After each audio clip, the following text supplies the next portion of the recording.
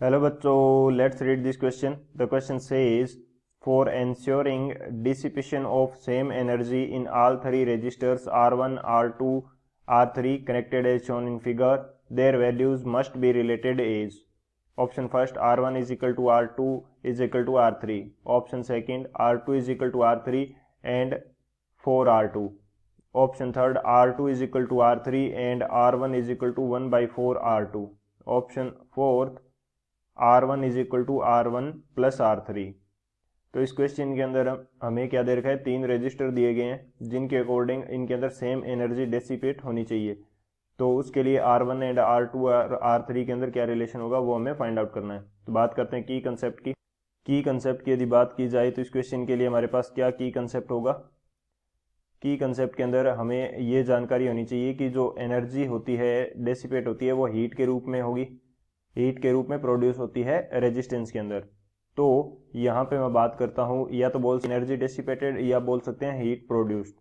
तो मैं बात करता हूँ हीट प्रोड्यूस्ड. किसी रेजिस्टेंस के अंदर हीट किस प्रकार से प्रोड्यूस होती है यानी कि उसका फॉर्मूला क्या होगा वो देख लेते हैं. तो यहाँ पे की कंसेप्ट के अंदर बात करेंगे हीट या एनर्जी थ्रू रेजिस्टर,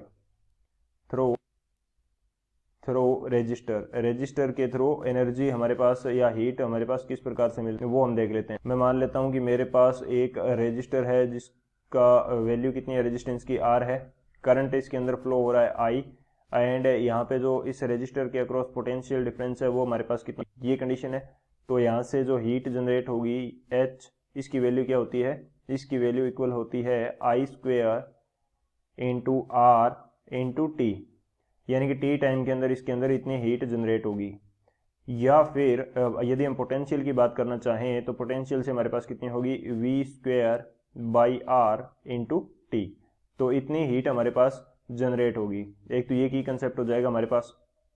सेकंड की कंसेप्ट होगा कि पैरेलल कंडीशन के अंदर यदि हमारे पास दो रजिस्टर जुड़े हुए होते हैं तो उनके अंदर पोटेंशियल की वैल्यू सेम रहती है. In parallel combination, in parallel combination potential will be same. In parallel combination potential will be same. potential क्या रहेगा, सेम रहेगा पैरेलल कॉम्बिनेशन के अंदर. ये हमारा क्या होगा, सेकंड की कंसेप्ट होगा. तो अब बात करते हैं सॉल्यूशन की. सॉल्यूशन की यदि बात करें तो ये हमारे पास क्या होगा, हमें यहाँ पे एक रेजिस्टर दे रखा है R1 और उसके बाद में यहाँ पे हमारे पास रजिस्टर है R2 और यहाँ हमारे पास रजिस्टर है R3 और यहाँ पे हमारे पास बैटरी जुड़ी हुई है कुछ इस तरह से. ये हमारा क्या है, R1 है, ये R2 है और ये R3 है. तो R2 एंड R3 किस में है, पैरेलल कॉम्बिनेशन के अंदर. R2 एंड R3 ये किस में है, इन पैरेलल.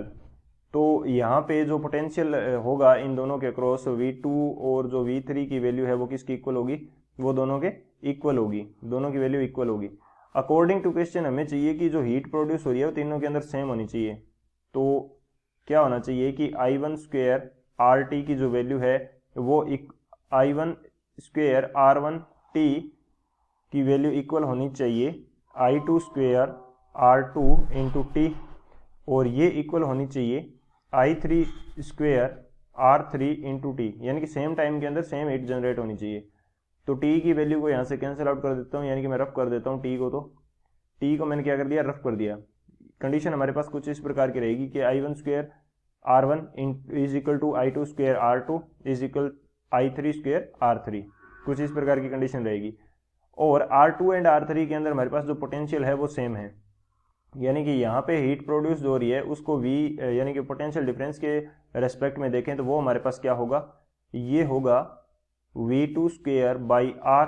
टी दोनों के अंदर कॉमन आएगा तो इसको मैं R2 बोल देता हूँ, टी तो कैंसिल आउट हो जाएगा और ये हो जाएगा V3 स्क्वेयर बाई R3. अब V1 एंड V2 क्या है, सेम है, तो V3 को भी मैं V2 लिख सकता हूँ.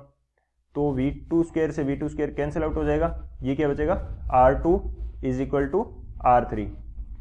तो R2 की वैल्यू जो है वो R3 के इक्वल आ जाएगी. यहाँ से एक तो ये क्लियर हो जाएगा हमारे पास कि R2 की वैल्यू किसकी इक्वल आने वाली है, R3 की इक्वल आने वाली है. अब हमारे पास क्या चाहिए, हमें R1 का रिलेशन और देखना है। R1 का रिलेशन किस प्रकार से देखेंगे कि जब R2 और R3 की वैल्यू है, यहाँ पे R1 के अंदर करंट कितना आ रहा है, I1 आ रहा है, और यहाँ तक करंट कितना आ रहा है, I1 आ रहा है। इसके बाद में यहाँ करंट जाएगा I2 और यहाँ कितना करंट जाएगा, I3। ये कंडीशन होगी, I2 एंड I3 करंट जाएगा। अब I2 एंड I3 की वैल्यू सेम होगी क्योंकि R2 एंड R3 की वैल्यू इक्वल है, तो I1 किस में डिवाइड होगी, 2 पार्ट्स में डिवाइड होगी। तो I1 क्या हो जाएगी, ये मैं लिख सकता हूं 2I2 के इक्वल हो जाएगी। I1 की वैल्यू किसकी इक्वल हो जाएगी, 2I2। अब मेरे को चाहिए कि I1 का स्क्वायर R1 इंटू R1 यानी कि इक्वल होगा ये किसके, I2 स्क्वायर इंटू R2 के। अब I1 की वैल्यू जो है वो 2I2 के इक्वल है, तो यहाँ पे मैं 2I2 लिख देता हूँ, तो ये हो जाएगा 4I2 square R1 is equal to I2 square R2। तो I2 से I2 कैंसिल आउट हो जाएगा, यानी कि I2 स्क्वायर से I2 स्क्वायर कैंसिल आउट हो जाएगा। R1 की वैल्यू कितनी आ जाएगी, R2/4 आ जाएगी। R2 और R3 तो इक्वल आएंगे और R1 की वैल्यू क्या आएगी, R2/4। तो कौन सा ऑप्शन करेक्ट होगा यहाँ से वो देख लेते हैं।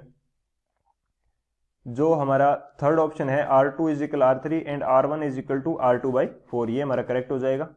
फर्स्ट जो ऑप्शन है वो तो इनकरेक्ट होगा, तीनों इक्वल नहीं होंगे। सेकंड ऑप्शन हमारा 4R2 नहीं होगा, यानी कि R2/4 होगा, तो ये गलत हो जाएगा। फोर्थ जो है हमारा वो भी इनकरेक्ट होगा, वो भी क्या होगा, इनकरेक्ट होगा, क्योंकि R1 की वैल्यू R1 प्लस R3 की इक्वल कैसे होगी, R1 की वैल्यू तो R1 के डायरेक्टली इक्वल हो जाएगी, तो ये भी इनकरेक्ट है। तो थर्ड ऑप्शन हमारा क्या हो जाएगा, करेक्ट हो जाएगा। So option C is the final answer. I hope you understood it well. Best of luck. Thank you.